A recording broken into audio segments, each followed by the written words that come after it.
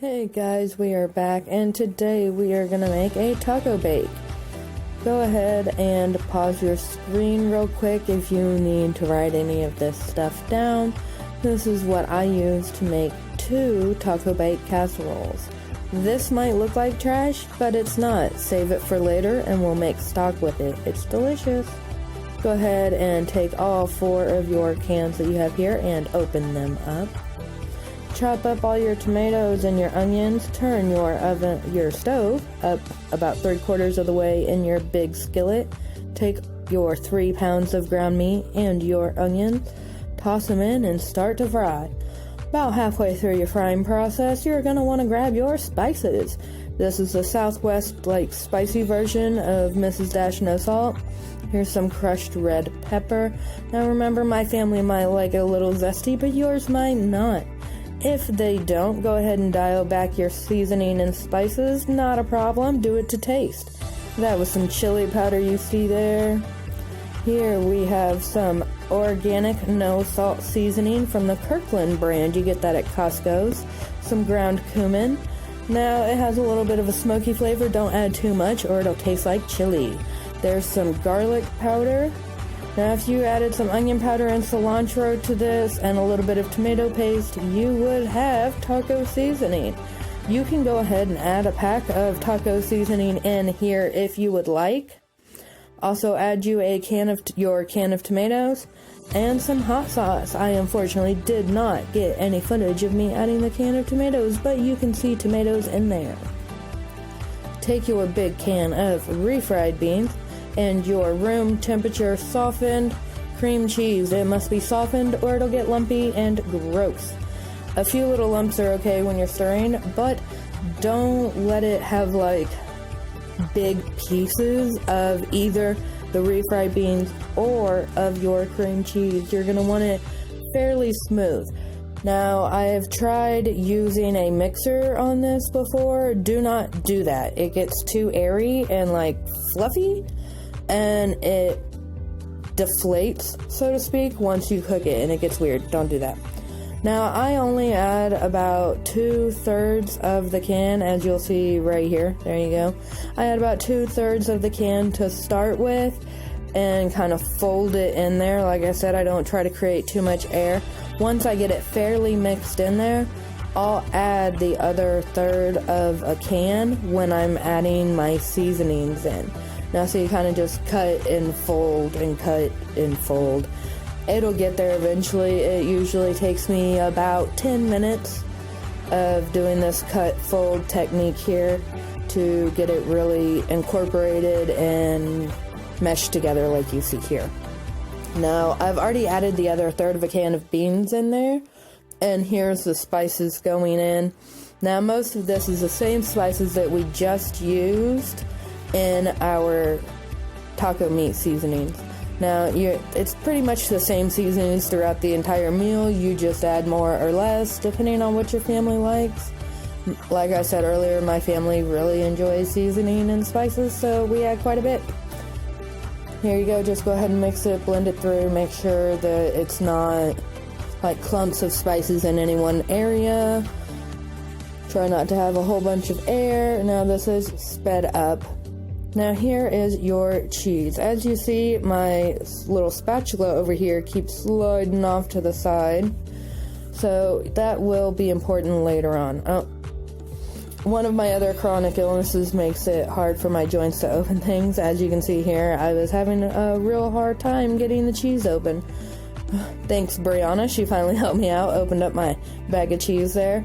And we're just going to put it in by the handful and kind of stir our shredded cheese into our refried bean mixture here. Now, in total, it's probably around 4 cups of cheese. Might be a little over, might be up to 5 cups. So between 4 and 5 cups of your shredded cheese. I use Mexican seasoned because that happened to be what Costco had on cheaper this time. If you want regular cheddar, go for it. If you want Monterey Jack, whatever you prefer with your family, that's what you go ahead and use. Just go ahead and keep doing it. See how my spatula stood up there? That's what you're looking for. Get it good and thick. rinse your beans out. I was always told to rinse them. You don't want any bubbles. So make sure that you're rinsing, get all the bubbles off your beans. Clean beans. Now, I have 2 of these 8x8 or 9x9 containers here. You can use metal, you can use glass. It does not matter. Go ahead and spray them down. Canola oil, olive oil, doesn't matter what you use, whatever your preference, just spray them down. I like to make sure the corners are good and sprayed. That's usually where I have problems with it sticking. Now take your mixture and go ahead and put it in the bottom. Now, the way that we did it this time makes kind of a dip consistency of a mixture. If you want it more like a taco pie to where it stands when you cut it, go ahead and whip you a couple of eggs and mix it in before you mix your cheese with your mix, and it'll create a stiffer mixture for you to where it'll cut and stand alone in a pie to where you can put it on a plate instead of a bowl. Go ahead and pack down your edges here like you see me doing, all the way around the edges. Make sure you don't have any gaps. If you want, you can like tap it on the counter a bit, and that'll help get any air bubbles out. If you have air bubbles, it's not a big deal. It just can burn on those little spots.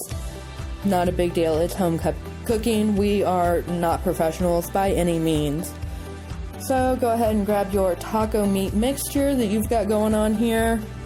Now you're gonna take 1/4 of your mixture per layer, because you're gonna end up with 2 layers of the meat here.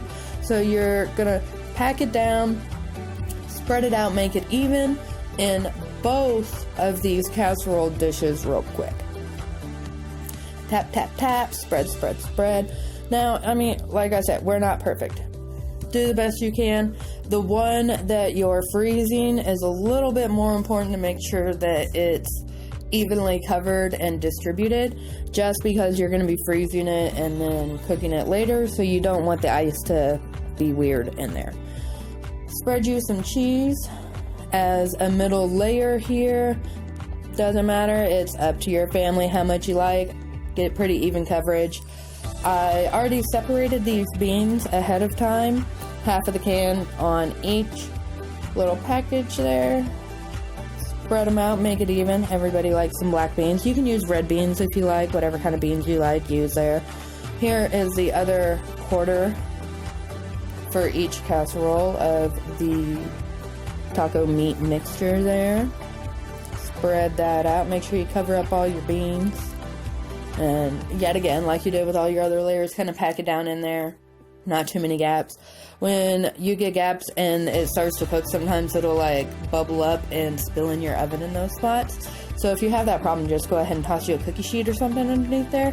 Catch any of those spills, because you don't want that to mess up your oven coil. So when I have like barely any meat left over, I'll go ahead and save that, and kind of, you see me filling in the gaps, so to speak, like patching it in there to make sure it's filled all the way around. Tap, tap, tap. Like I said, if you want any other extras or anything, feel free to do that and make it into your own for what your family likes. I mean, this is just what our family does. Go ahead and crank your oven up between 350 and 375.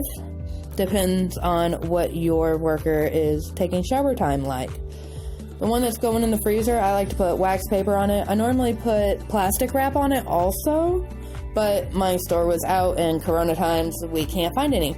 So we don't have any. Instead of 6 to 8 months, this one would last 4 months in my oven because it doesn't have, in the freezer, because it doesn't have the plastic wrap.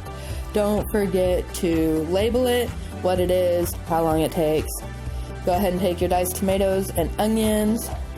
Toss some onions on top of this. Now this is what you do after your employee gets out of the shower. That way you just toss this little bit of stuff on there, toss it in the oven, and it's good to go when it comes out nice and browned, as you guys can see. That way you can do all your prep and everything ahead of the time. Just toss it in the oven with the cheese and stuff. Dish it up as your essential employee is getting out of the shower. Food is fresh, hot, ready for them after they've been at work and stressed out all day. And it's really nice to come home and have everything ready. There's Aaron taking a bite of that. It looks delicious. It serves up great, and you can always keep it warm in the oven if they don't get a chance to eat right away, or if you need to serve at different times. So you guys go ahead and make them up, one for now, one for later.